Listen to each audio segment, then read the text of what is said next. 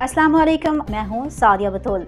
सबसे पहले शामिल करेंगे आज की अहम खबरें। वज़ीर आला पंजाब मरियम नवाज शरीफ से national security and war course के शरका और फैकल्टी मेंबर्स की मुलाकात।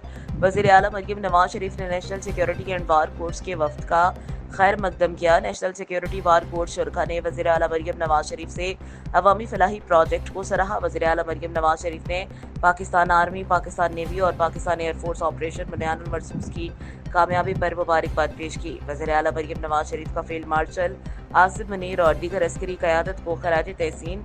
वज़ीर आला मरियम नवाज शरीफ ने national security and war course के वफ्द को हुकूमत पंजाब के अख्तराई और तारीखी प्रोजेक्ट से आगाह किया। वज़ीर आला मरियम नवाज शरीफ ने शुरका के सवालात के जवाबात खुशदिली से दिए। बांग्लादेश के मंदूब ने वज़ीर आला मरियम नवाज शरीफ की अवामी खदमात को सराहा। एहसान का जज्बा गुड गवर्नेंस का बुनियादी उसूल है। हुक्मरान का हर फैसला अवाम की जिंदगी पर असरअंदाज होता है। दुनिया में मुआशी और दिफाई तौर पर मजबूत मुल्क को इज्जत की निगाह से देखा जाता है। अवाम का पैसा है, इसे अवाम पर ही खर्च करना होगा। वतन धरती की माँ की तरह इसे धोखा देना नाकाबिल बर्दाश्त है। मुख्तलिफ इदारे मेरी आंख और कान के तौर पर मुसलसल मॉनिटरिंग करते रहते हैं। हुकूमत कर करप्शन का कोई इल्जाम न होना बहुत बड़ी कामयाबी है। पॉपुलेशन के मुताबिक NFC अवार्ड दिया जाता है। तमाम सूबे अपने वसाइल पैदा करते हैं। अल्हम्दुलिल्लाह पंजाब का रेवेन्यू 1 ट्रिलियन रुपए है। दूसरे सूबों से प्रोजेक्ट शेयर करके खुशी होती है।